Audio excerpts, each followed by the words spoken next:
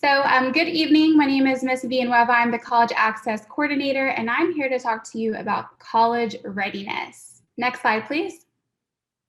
So during my short time with you, we will cover the Dallas ISD College Access Program, career exploration, college admissions, and paying for college.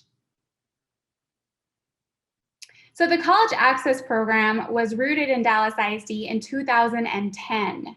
So we have some college access advisors who will be at Adamson High School and at Pinkston High School. They are currently, but when you guys get there, you're going to have this assistance. You're going to have assistance with college applications, financial aid applications, scholarships, college essays, and enrollment steps. Next slide, please.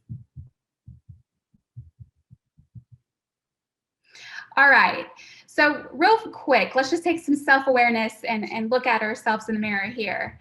So in order to have career exploration, you want to take a look at yourself and figure out what it is that you're looking for. Go ahead and click, please. So what do you care about? What are your values and interests? What skills do you have currently or that you should obtain in the future? What is your personality? What kind of work ethic do you have? And what kind of lifestyle are you seeking? So with all of these questions, you can say, do I enjoy working around people? Or would I rather be to myself and be in my own area to work? Do I want to sit at a desk and work 9 to 5? Do I like school? Do I want to go to college for 4 years, 2 years, 6 years? What are your interests? What do you enjoy doing? Do you enjoy animals? Do you enjoy working with your hands? These are all questions that you kind of want to self-reflect on in order to start exploring those different careers. Next slide, please. So with that career exploration is the research. So like what education and what training do you need? What is the job market? Is this a need in the market that we are in? What's the beginning salary if I come in at entry level? These are all really important questions to ask ourselves, and I know it can be a bit overwhelming. That's why these websites that are on here are great for research. My favorite is Texas Reality Check because it allows you to go in there and put what you think rent costs, what you think your car costs, groceries for the week, how much does it cost to go out to eat, all of these things configuring into what amount of money that you should make a month in order to live that lifestyle that you're seeking. So I personally recommend when you start thinking about your interests to research and visit these websites just to kind of see what you should expect on the other side. Next slide, please.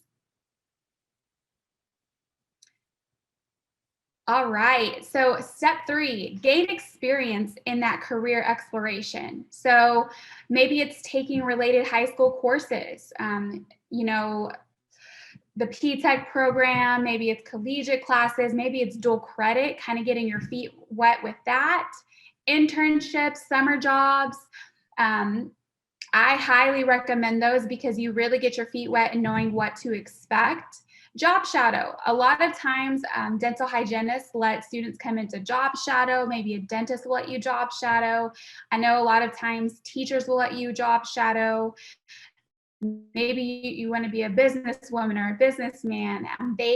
Somebody in your community who will let you shadow them to kind of see what their day-to-day experience is within that field you see yourself maybe going towards. And also volunteer. It's great to volunteer, and you know why? Because it's great for your college admissions application, and it also gets you that experience. Next slide. And with that, college exploration is next. So I think it's really, really important to visit any college campus that you're considering. Maybe you see it on TV or maybe you see it on social media. That is great, but I highly recommend visiting with an admissions counselor at that institution to see what the campus culture is like. And then also, I know COVID is finally lifting some restrictions where campuses are having those college fairs or they're having campus visits where you can go see what the food is like, see what the dorms look like, see what the weather's like. Speaking from experience, I moved and went to college somewhere that was cold. Did I know it was cold there? No. Why? Because I didn't visit. So I ended up just not liking it. So I highly recommend taking those virtual college tours online or visiting on campus. Also, we have tons of college representatives who are highly interested in getting in front of our students. So and whenever like next year starts or maybe the year after, you're going to notice that there's college representatives during lunch. Maybe they have a table outside the lunchroom.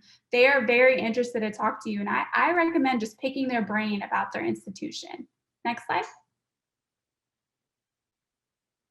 All right. So what if, that 4-year degree is not for you or that master's degree is not for you? That's fine because there are tons of college offer trainings out there. Dental hygienist, 2 years. Nursing, 2 years. Fire academy, 2 years. Real estate, construction management, HVAC. I mean, the list goes on, you guys.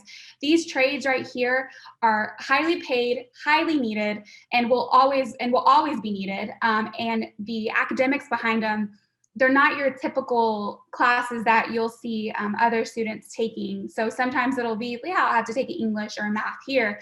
But once you get past those prerequisites, those pre-classes you need, it's solely focused on whatever trade this is.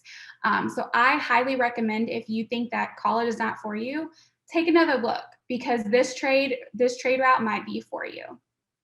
Next slide.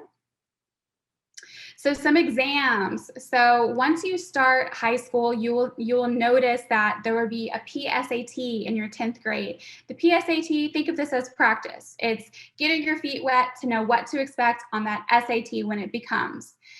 And your junior year, that's when you'll take the October PSAT. This is a very important one because this is how national merit scholarships find you. So you get your feet wet in 10th grade, you take it in 11th grade, you're like, okay, I got prepped from 10th to 11th grade. I kind of know what to expect, and which is great because like I said, that's when they start to find their scholarship recipients. In the spring, you'll want to take an SAT and then an ACT, and then 12th grade, same thing. Something important to keep in mind about the difference of SAT and ACT, I get this question, or I used to get this question asked a lot when I was a counselor, was, which one should I take? So it's going to be, it's molded to each student. It's different. The ACT is higher on your math and science, whereas the SAT doesn't have as much as math and science implemented into it. I always recommend taking both, which you will, because Dallas ISD has school days. But once you take them, to solely focus on one or the other on getting that score that you're wanting to obtain. Next slide, please. All right, so again, the PSAT in 11th grade is important because that's how those colleges and organizations will use those scores to find you in order to give you money towards your college expenses. Next slide, please. And there's free test prep out there.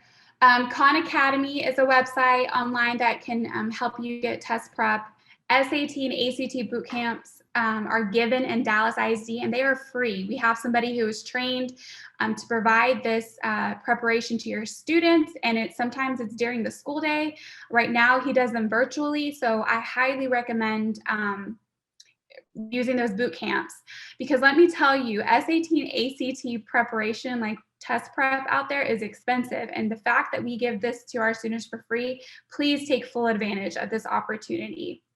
We also have EdReady in the district. It's a platform that students can use and access through their Clever account. And then also you can actually Google essay prompts and rubrics and samples online just to kind of get your feet wet and practice, for the essay part. Next slide, please.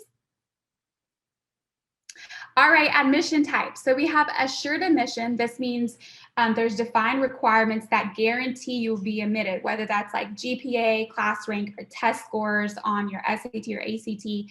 So these are like your public institutions. Your community college, those are guaranteed admission. Like you will get into those because they just require a high school diploma or a GED and an exam. Holistic review. Now, this is a whole different ballgame. This is your private institutions. This is like SMU, TCU, Harvard, those kinds of schools who look at the application in a holistic and look at every detail. And we'll go over those in a second. Next slide. All right, so the college admissions process looks like this. You apply, you submit your high school official transcripts, you submit official test scores, whether that's the SAT or ACT, or maybe it's the TSI. And when I was speaking about the holistic, they're going to look at letters of recommendation. They're going to look at where you volunteer. They're going to look at a cover letter. They're just going to require a little bit more extra work on your side in order to be admitted into their institution. Also, you'll need to submit a bacterial meningitis vaccination, your financial aid, and we'll get to that in a second. Again, your TSI, and then attend an orientation. And then finally, you get to register for classes. Next slide, please. So how will you pay for college? So there are 3 different types of federal student aid. You guys, when you are seniors, you will apply for financial aid in October. It opens October the 1st, your senior year. That's when you will apply. And then you will have to apply every year after that when you go to college, but it gets easier, I promise. So 3 different types of financial aid. We have grants. Those are usually based on financial need and don't have to be repaid. So it's free money, right? And then we have loans. They're an investment into your future, but they're going to have to be paid back and they can have interest on them. So that's borrowed money. And then of course we have a work study job that lets you earn money while you're in school. So it's earned money, which is great because your boss on that college campus knows that your main primary focus is your academics. So they're not going to try and ask you to work longer hours. They're going to let you study while you're, working in the rec center or filing. I highly recommend when you fill out your financial aid to say, yes, I'm interested in work study, because it gives you the opportunity to earn part-time money, maybe for some groceries during the week or whatever you're needing on the side. Next slide, please. All right, types of scholarships. We have the merit-based, and again, those are with your SAT and ACT scores. So you can think of merit-based as your academic scholarship, athletic or ability. That can be athletic, band, cheerleading, any of those sorts of things. Need-based. Sociological can be like, I'm a first-generation student, the first to go to college in my family. Institutional, you can be a freshman scholarship. Maybe you're going to go to school for, business. They have like business major scholarships. And then national scholarships. I know Target is there. Target gives some. Also, I always recommend reaching out to your electricity company, your AT&T. All of these sorts of companies are giving out money in scholarships if you ask and just meet the requirements. Next slide, please.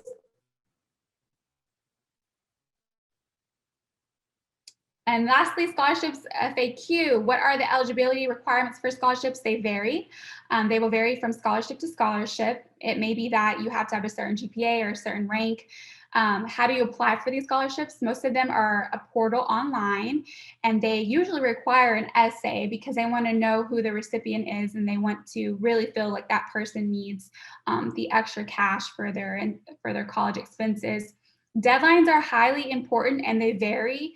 Deadlines are highly important in the college admissions process, period. So please pay attention to deadlines. College institutions do not give any grace on these deadlines. And then if you would like to look at what some scholarships are, the dallasisd.org/college access program has many scholarships out there just for you to kind of get your feet wet and see. And you can start earning scholarships your freshman year through senior year. I recommend visiting College Board. They have great scholarship opportunities out there, and then Raise Me as well. And they give money for students completing certain tasks towards their college admissions process. So I highly recommend it. Next slide, please. So I know I said so much information, right? And it was probably really overwhelming. Don't be alarmed. Pinkston and Adamson, what's great here is that you guys have a college access advisor that will be in your school who will help you with every step that I just mentioned. So you shouldn't fret. What you should think about is where you see yourself going to school and doing your best while you're in high school, because it reflects on your college admissions process. I have thoroughly enjoyed talking to you this evening. I know I went really fast. My name is Rachel Villanueva. Feel free to send me an email if you have any questions. I am happy to assist. And I'm going to stay a little bit back and watch the chat to see if you guys have any questions for me. But other than that, thank you so much for your time this evening.